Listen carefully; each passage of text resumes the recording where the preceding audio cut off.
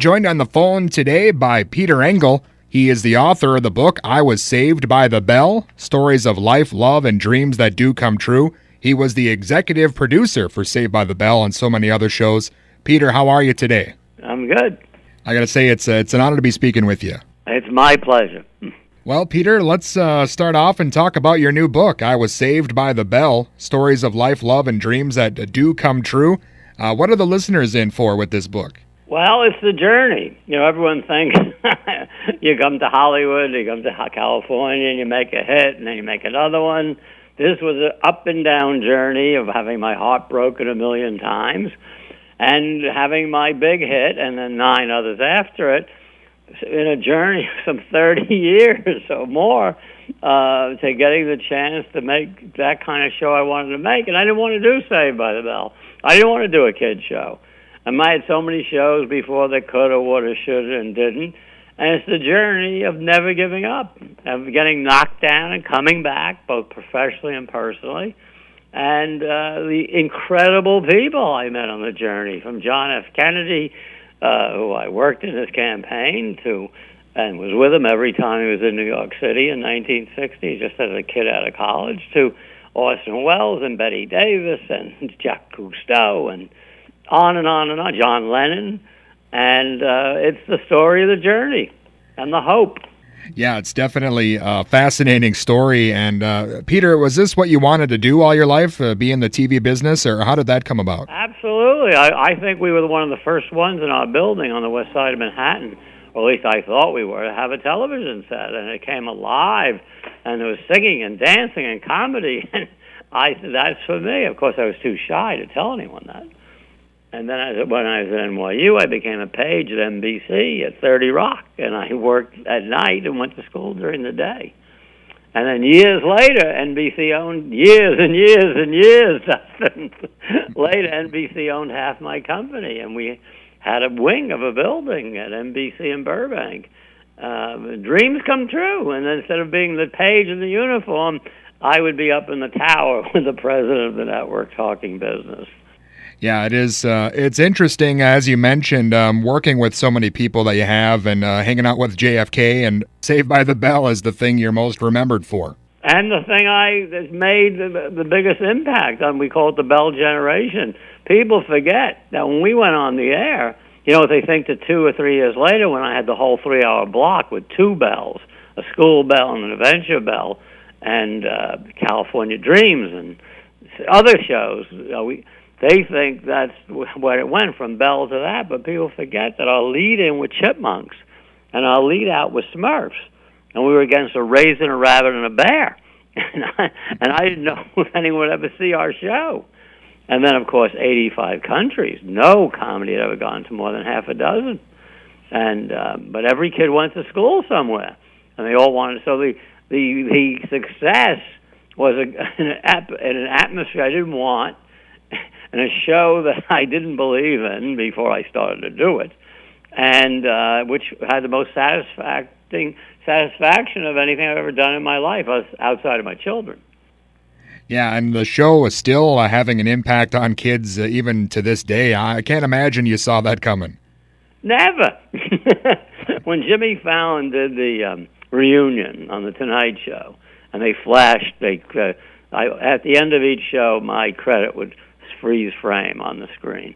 And they did that too. And my son works for YouTube, so I called him. I said, how many hits do you think we'll have? He said, 1 million to 1.5 million. I said, no way. We had 35 million hits that night. And I said, I got to get this book out. I've been messing with it for 5 years. Yeah, that is excellent. Again, we're on the phone today with Peter Engel. He is the author of the new book, I Was Saved by the Bell, Stories of Life, Love, and Dreams That Do Come True. And for Saved by the Bell fans, Peter, is this book going to have a lot of behind-the-scenes stories and that sort of thing? Good stories, fun stories, interesting. But it's a lot. It's beyond that. It's my time with Kennedy, Last Comic Standing, of course, was a major breakthrough in reality television because we were supposed to be funny, and we have 9 seasons of that.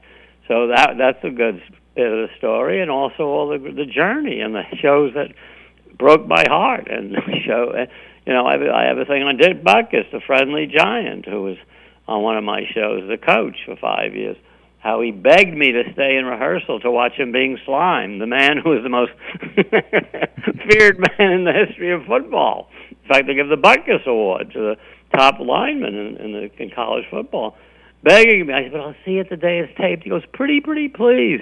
I mean, stories like that, they're fun. They make you laugh, and at times they make you cry. And it's also great for anyone to dream big. Big dreams are as hard to come true as little ones. You might as well dream big. And don't let anyone steal your dreams. Well, with the success of Saved by the Bell, was it tough for you after that to get different, I guess, kind of shows and different audiences that weren't kind of familiar with the Bell? Well, we did 9 more teen shows. That's why I can't with Last Comic Standing. Because I said I can't do any more teen shows. I couldn't tell writers on some of my newer shows. We did that story 8 years ago because every story's been done, right? And I said we've got to do something else. So that's when we got into the reality comedy business, and that was very successful for us.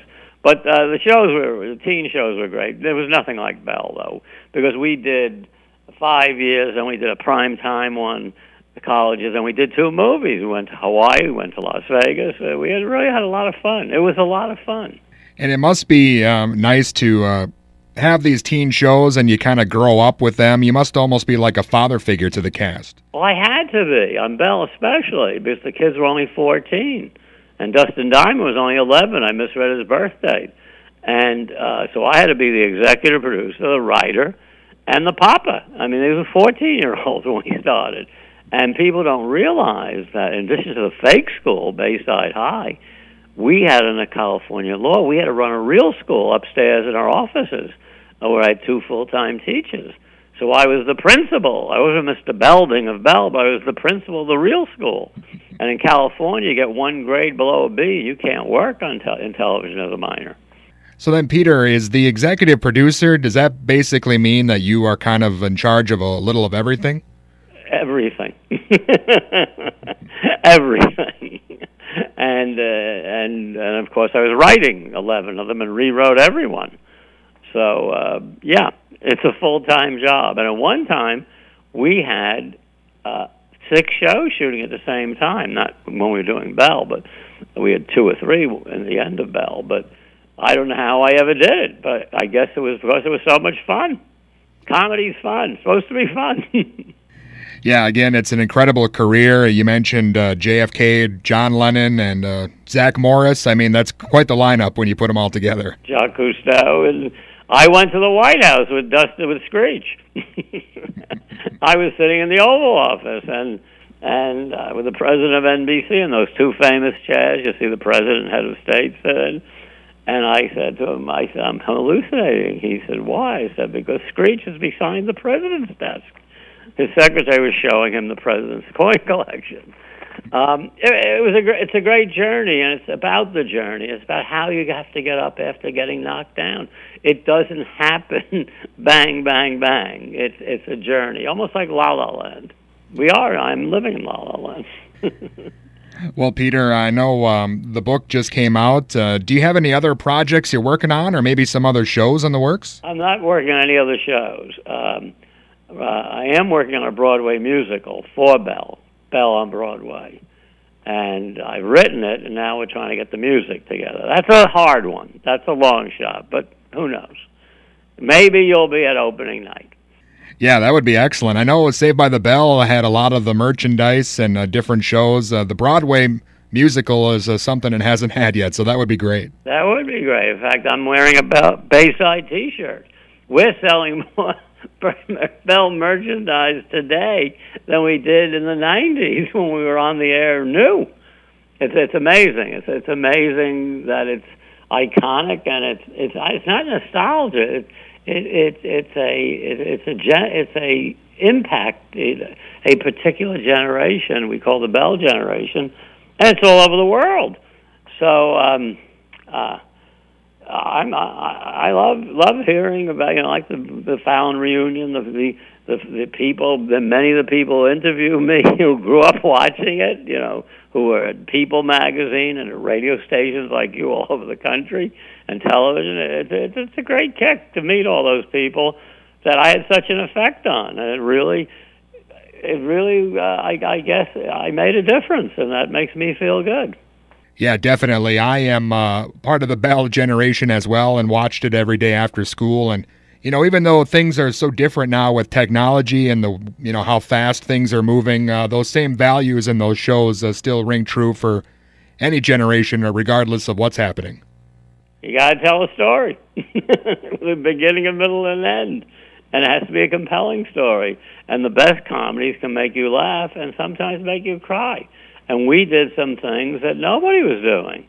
We did an oil spill in 1992. And I based it on the fact that Beverly Hills High has an oil well on their property, has forever.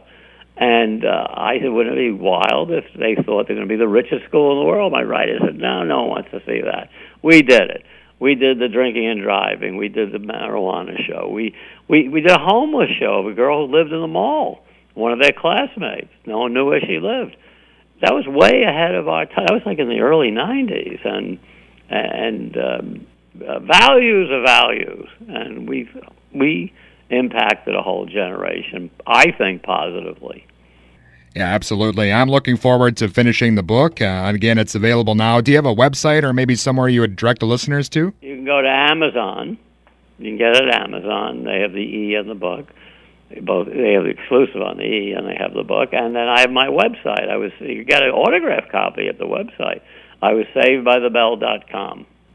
Wonderful. Again, Peter, thank you so much for your time today. I really appreciate it. I'm a huge fan of your work and looking forward again to the book. Thank you so much for having me. And again, that was Peter Engel, executive producer for the show Saved by the Bell, and so many other shows over the years as well, and also author of the new book, I Was Saved by the Bell, Stories of Life, Love, and Dreams That Do Come True. It's available now.